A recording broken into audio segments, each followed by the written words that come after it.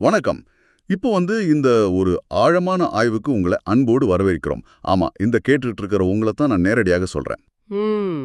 ஆமா. வழக்கமா நம்ம எல்லாருமே வேலை, குடும்பம், அப்புறம் இந்த சமூக வலைத்தளங்கள் அப்படின்னு பலவிதமான தகவல் இரைச்சல்ல மூழ்கி தத்தளிச்சுட்டு இருப்போம் இல்லையா? கண்டிப்பா. அந்த இரைச்சல்ல இருந்து ஒரு சின்ன பிரேக் எடுத்துக்கிட்டு, ஒரு குறிப்பிட்ட ஆவணத்தை எடுத்து, அதோட சாரத்த மட்டும் உறிஞ்சி எடுக்கிற ஒரு அறிவு பயணமா தான் இத நம்ம வடிவமைச்சிருக்கோம். சரியா சொன்னீங்க.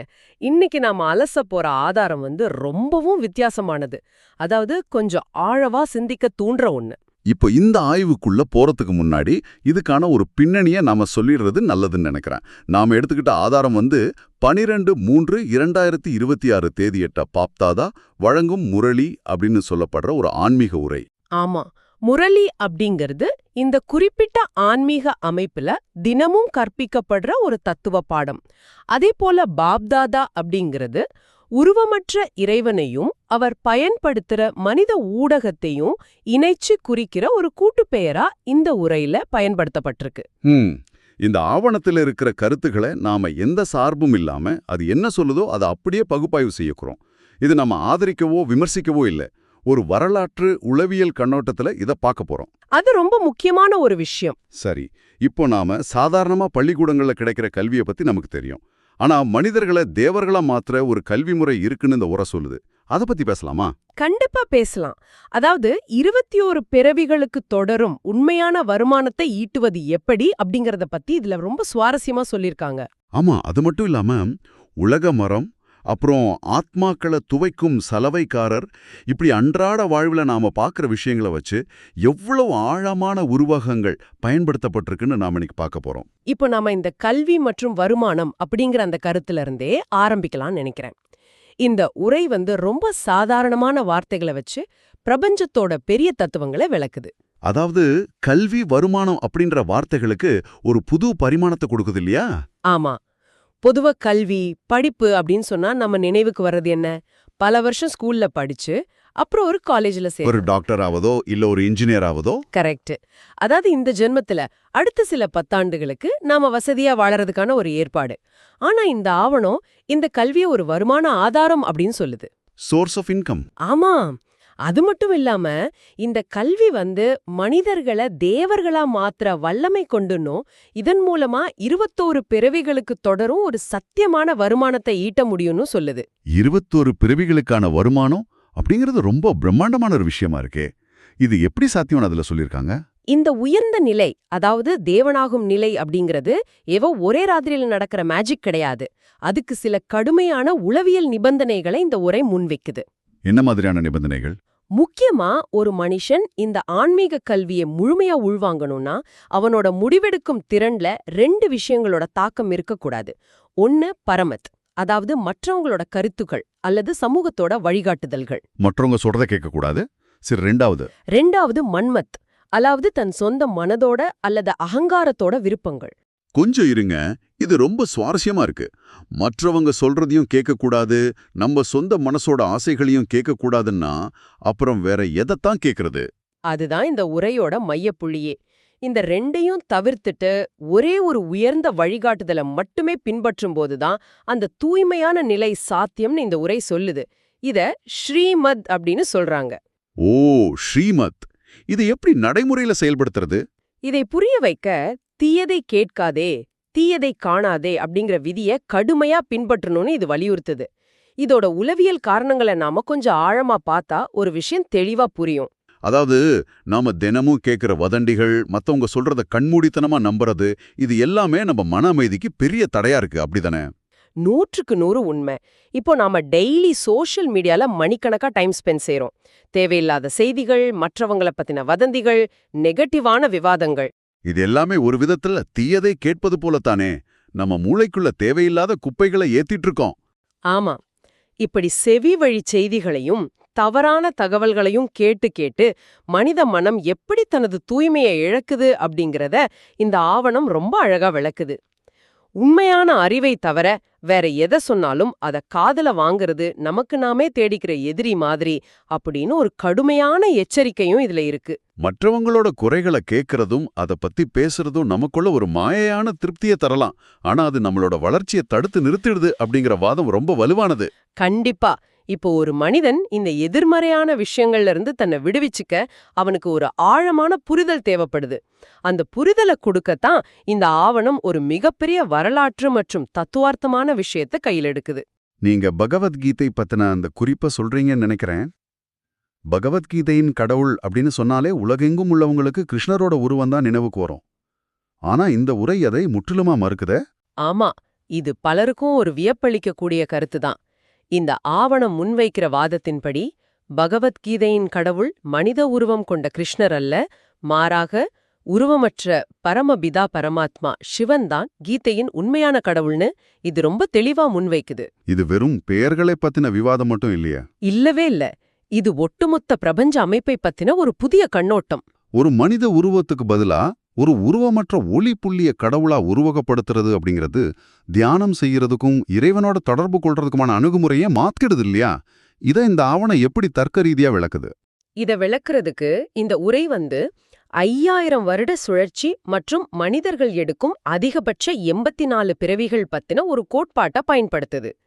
பிரபஞ்சம் அப்படிங்கிறது ஒரு நேர்கோட்ல பயணிக்கிறது கிடையாது, அது ஒரு முடிவற்ற சுழற்சி அப்படிங்கிற கருத்தை இது முன்வைக்குது.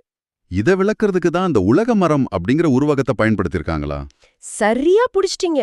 மனித குலத்தோட வரலாற்ற ஒரு மாபெரும் மரத்துக்கு ஒப்பிடுது இந்த முரளி. அந்த மரத்தோட உருவகம் எனக்கு ரொம்ப பிடிச்சிருந்தது. ஒட்டுமொத்த மனித வரலாற்றையும் ரொம்ப சுலபமா புரிஞ்சுக்க இந்த மரம் உதவுது. ஒரு மரத்துல என்னென்ன இருக்கும்? வேர்கள், தண்டு, கிளைகள், இலைகள். இதை எப்படி மனித குலத்தோட பொருத்துறாங்க? ரொம்ப நுணுக்கமா பொறுத்துறாங்க. இந்த மரத்தோட உச்சி குடுமையா பிராமண மதம் உருவகப்படுத்தப்படுது. மரத்தோட வலுவான அடித்தளமா ஆதி சனாதன தேவி தேவதா மதம், அதாவது பழமையான தெய்வீக மதம் வர்ணிக்கப்படுது. ஓ, அப்ப மத்த மதங்கள் எல்லாம் நிலையை அடையும் போது என்ன நடக்கும்? அங்கதான் நீங்க முதல்ல கேட்ட உருவமற்ற கடவுளோட தலையீடு வருது. பழைய உலகம் அழிஞ்சு புதிய தெய்வீக உலகம் உருவாகும் அந்த இடைப்பட்ட காலத்தை இந்த ஆவணம் சங்கம காலம் அப்படின்னு அழைக்குது. சங்கம காலம். ஆமா, இந்த நேரத்துல தான் உருவமற்ற இறைவன் நேரில் வந்து இந்த ராஜ யோக கல்வியை கற்பிக்கிறார் அப்படிங்கிறது இதோட மைய கருத்து.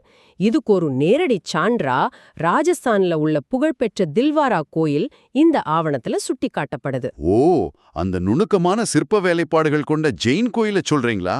அதற்கும் இந்த 5000 வருட சுழற்சிக்கும் என்ன சம்பந்தம்? அந்த கோவிலோட கூரையில உள்ள சிற்பங்கள் ராஜயோக தியானம் செய்யற மனிதர்களோட உருவங்களை மிக துல்லியமா பிரதிபலிக்குது. ஒரு கல்பத்துக்கு, அதாவது 5000 வருட சுழற்சிக்கு முன்பே மனிதர்கள் செய்த ஆன்மீக தவத்தோட அச்சுப்பிசகாத நினைவிடமா தான் அந்த கோயில் கட்டப்பட்டிருக்குன்னு இந்த உரை வாதிடுது. அதாவது மனிதர்கள் கண்களை மூடி எப்படி தியானம் செய்யறாங்க, அவங்களுக்கு இந்த ராஜயோகத்தை யாரு கற்பிக்கிறாங்க அப்படிங்கிறது அந்த சிற்பங்கள்ல பதிவாகி இருக்கு அப்படிங்கிறது ரொம்ப சுவாரஸ்யமான வரலாற்று பார்வை. கண்டிப்பா. நமது வரலாற்றையும் பிரபஞ்ச அளவிலான அமைப்பை பத்தியும் எவ்வளவு விரிவா பேசுது பாருங்க. அதே வேளையில இந்த உரை மிக சாதாரணமான அன்றாட வாழ்க்கையோட தொடர்புடைய ஒரு உருவகத்தையும் பயன்படுத்துது. அந்த சலவைக்காரர் உருவகம் தானே தோபி? ஆமா, ஆன்மீக நூல்கள்ல பொதுவா ரொம்ப ஆழமான கடினமான வார்த்தைகள் இருக்கும். ஆனா இதுல கடவுளை ஒரு சலவைக்காரரோட ஒப்பிட்டிருக்கிறது ரொம்ப வித்தியாசமான அணுகுமுறை. ஒரு சலவைக்காரர் என்ன செய்வார்? அழுக்கான நாட்பட்ட உடைகளை வெளுத்து அதில் இருக்கிற கரைகளை நீக்கி மீண்டும் புதியது போல ஆக்குவார். இந்த ஆவணம் ஆத்மாக்களை துணிகளா உருவகப்படுத்துது. சரியா சொன்னீங்க. நம்ம பலருக்கு தெரியும், ஒரு வெள்ளச்சட்டையில ஒரு காஃபி கரைப்பட்டு பல நாட்கள் ஆகிட்டா அத சாதாரண சோப்பு போட்டு துவைச்சா போகாது. அத ஊற வச்சு கல்லுல அடிச்சு துவைக்கணும். மனித மனங்கள்ல இருக்கிற பல பிறவிகளா சேர்ந்த கோபம், பேராசை போன்ற அழுக்குகளை நீக்கிறதையும் இதோடு ஒப்பிடலாம் இல்லையா? மிகச்சரியா பிடிச்சிட்டீங்க. பல பிறவிகளா பயணம் செய்து இந்த ஆத்மாக்கள் அரை சுழற்சியில தங்கள் தூய்மையை இழந்து கிழிந்த மற்றும் அழுக்கான ஆடைகளா மாறிடுச்சுன்னு இந்த முரளி குறிப்பிடுது. அந்த அழுக்க நீக்க ஒரு மாபெரும் சலவைக்காரரா இறைவன் செயல்படுறார். இதுல கவனிக்க வேண்டிய இன்னொரு சுவாரஸ்யமான வார்த்தை சட்கா.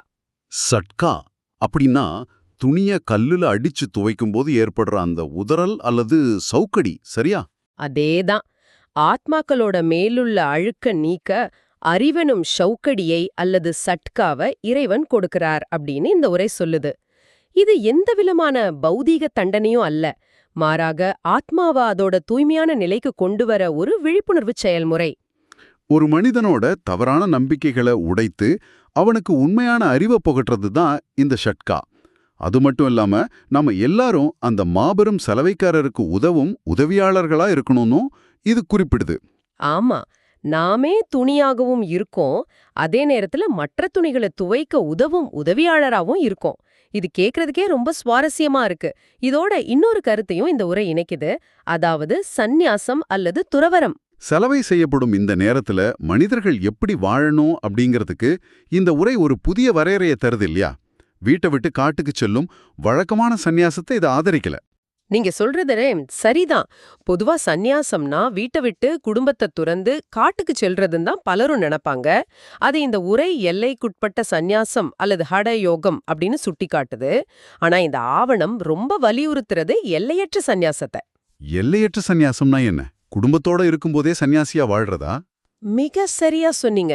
குடும்பத்துல இருந்தபடியே நமது அன்றாட கடமைகளை செய்து கொண்டே, ஆனா மனதளவுல இந்த பழைய உலகத்தின் மீதான பற்றை துறக்கிறது. இந்த பழைய உலகம் அழிய போகுது, இது ஒரு வாடகை வீடு அப்படிங்கறத உணர்ந்து மனதை முழுமையா விடுவிச்சுக்கிறது தான் எல்லையற்ற சந்நியாசம். இத புரிஞ்சுக்கிறது ரொம்ப அவசியம். ஆமா, இந்த உரை ஒரு அற்புதமான முரண்பாட்டை முன்வைக்குது. ஒருபுறம் உலக நாடுகள் அனைத்தும் அணு ஆயுதங்களோடு போருக்கான ஆயத்தங்களை செய்து கொண்டிருக்கு, பழைய உலகத்தை அழிப்பதற்காக. ஆனா மறுபுறம் இந்த எல்லையற்ற சந்நியாசிகள் மிக அமைதியா, யாருக்கும் தெரியாம புதிய உலகை உருவாக்குவதற்கான ஸ்தாபன பணிகளை தங்களுக்குள் செய்து கொண்டிருக்காங்க. அழிவும் ஆக்கமும் ஒரே நேரத்துல எப்படி திரைமறைவுல நடக்குது அப்படிங்கறது இது காட்டுது. இது கேட்கறதுக்கு மிகவும் நடைமுறையான ஒரு விஷயமா தோணுது. காட்டுக்கு ஓடி போறதை விட சவால்கள் நிறைந்த ஒரு குடும்பத்திலையும் சமூகத்திலையும் இருந்து கொண்டே மன அமைதியை பேணுவதுதான் உண்மையான சவாலா இருக்கும். கண்டிப்பா. சரி, இதை அன்றாட வாழ்வுல எப்படி செயல்படுத்துறது? கசப்பான மற்றும் விஷத்தன்மை கொண்ட ஒரு சாதாரண மனித நிலையிலிருந்து எந்தவித குறையுமற்ற குற்றமற்ற தேவர்களா மாறுவது எப்படி அப்படிங்கறத நம்ம கேட்கறவங்களோட அன்றாட வாழ்வோடு தொடர்பு படுத்தி சொல்ல முடியுமா? நிச்சயமா. ஏன்னா நாம வாழ்ற சமூகத்துல காலை எழுந்து டிராஃபிக்ல பயணம் செஞ்சு ஆபீஸ் போயிட்டு திரும்புறதுக்குள்ள பலருக்கும் கோபம் வந்துடுது. அப்படி இருக்கையில எவருக்கும் எவ்வித துக்கமும் கொடுக்காம அன்பு மற்றும் அமைதியின் கடலா மாறுவது அப்படிங்கிறது மிகப்பெரிய விஷயமாயிற்றே. இது ஒரு மிக முக்கியமான கேள்வி. இந்த சவாலை எதிர்கொள்வதற்கான தெளிவான வழிமுறைய ஆவணத்தின் இறுதியில கொடுக்கப்பட்டுள்ள வரதானம் மற்றும் அவ்யக்த சைகை ஆகிய பகுதிகள் நமக்கு வழங்குது. ஒரு மனிதன் மற்றவர்களுக்கு துக்கம் கொடுப்பதற்கோ அல்லது கோபப்படுவதற்கோ முக்கிய காரணம் அவனுக்குள் இருக்கும் நான் அல்லது என்னுடையது அப்படிங்கிற அகங்கார சுமைதான். அந்த நான் அப்படிங்கிற ஈகோ. ஆமா, அந்த சுமைய முழுமையா இறக்கி வச்சுட்டு உங்களை ஒரு கருவியாக, அதாவது நிமித்தமாக மட்டும் நினைச்சுக்கிட்டு செயல்பட வேண்டும்னு உரை சொல்லுது. அதாவது இந்த வேலையை நான் செய்யறேன், இதனால எனக்கு பெருமை வரணும் அப்படின்னு நினைக்கும்போது தான் அங்க எதிர்பார்ப்பும் ஏமாற்றமும் அதன் மூலம் கோபமும் வருது. நான் ஒரு கருவி மட்டுமே அப்படின்னு நினைச்சிட்டா அந்த சுமை குறைஞ்சிடும். அப்படிதானே? மிக துல்லியமா சொன்னீங்க. அதோட சேர்த்து முதன்மை ஆற்றல் மையத்துடன், அதாவது பவர் ஹவுஸ் அப்படின்னு சொல்லப்படுற அந்த உருவமற்ற இறைவனுடன் தொடர்ச்சியான மன தொடர்பை ஏற்படுத்திக் கொள்ள வேண்டும். கனெக்ஷன். ஆமா, ஒரு மொபைல் போனை சார்ஜர்ல இணைக்கிற மாதிரி அந்த அமைதியின் கடலோடு நம்ம இணைச்சிக்கிட்டா நாமும் அன்பு மற்றும் அமைதியின் கடலா மாறிடுவோம் அப்படின்னு இது வழிகாட்டுது. இதுல இன்னொரு மிக முக்கியமான உளவியல் ஆலோசனையும் வழங்கப்பட்டிருக்கு. இது நம் வார்த்தைகளின் சக்தி பற்றியது. வார்த்தைகளின் சக்தியா? அது என்ன? நாம பயன்படுத்துற சொற்கள் நம்மளோட ஆன்மீக வளர்ச்சியை பாதிக்குமா? கண்டிப்பா பாதிக்கும். ஒரு காரியத்தை செய்யும்போது நான் முயற்சி செய்கிறேன், பார்க்கலாம், நடந்தா நல்லது அப்படின்னு சொல்றதுக்கும் முழுமையான நம்பிக்கை கொண்டிருப்பதற்கும் இடையே உள்ள ஆழமான வித்தியாசத்தை இது வலியுறுத்துது. உண்மையான நம்பிக்கை உள்ளவர்களின் மனம், சொல் மற்றும் செயல் ஆகிய மூன்றும் ஒன்றிணைந்து உறுதியா இருக்கும். அவங்களுடைய எண்ணமும் சொல்லும் ஒரே நேர்கோட்டில் இருக்கும். ஆமா, அவங்க வாயிலிருந்து ஒருபோதும் முடியாது, கடினம், எப்படி நடக்கும் போன்ற பலவீனமான வார்த்தைகள் வரவே கூடாது அப்படின்னு இந்த ஆவணம் ஒரு கடுமையான விதியை நினைவூட்டுது. நீங்க பலவீனமான வார்த்தைகளை பயன்படுத்தினா உங்க செயலும் பலவீனமாகிடும். பலவீனமான வார்த்தைகளை ஒருபோதும் பயன்படுத்தக்கூடாது. இது அன்றாட வாழ்வுக்கு எவ்வளவு தேவையான ஒரு பாடம். நான் முயற்சி செய்கிறேன் அப்படின்னு சொல்றதே ஒரு தப்பிக்கும் மனநிலை தான். ஒருவேளை தோல்வி அடைஞ்சா நான் முன்னாடியே சொன்னனே முயற்சி தான் செய்றேன்னு சொல்லிக்க ஒரு பாதுகாப்பான வழியை தேடுறோம். மிகச்சரி. அதுக்கு பதிலா முழு உறுதியோடு செயல்படுவது வெற்றிக்கான முதல் படி. இது சாதாரண உளவியல் ஆலோசனை போல இருந்தாலும் ஆன்மீக பாதையில இது மிகப்பெரிய மாற்றத்தை ஏற்படுத்தும். சரியா சொன்னீங்க. இறுதியா இந்த ஆவணம் ஒரு அற்புதமான முழக்கத்தை முன்வைக்குது.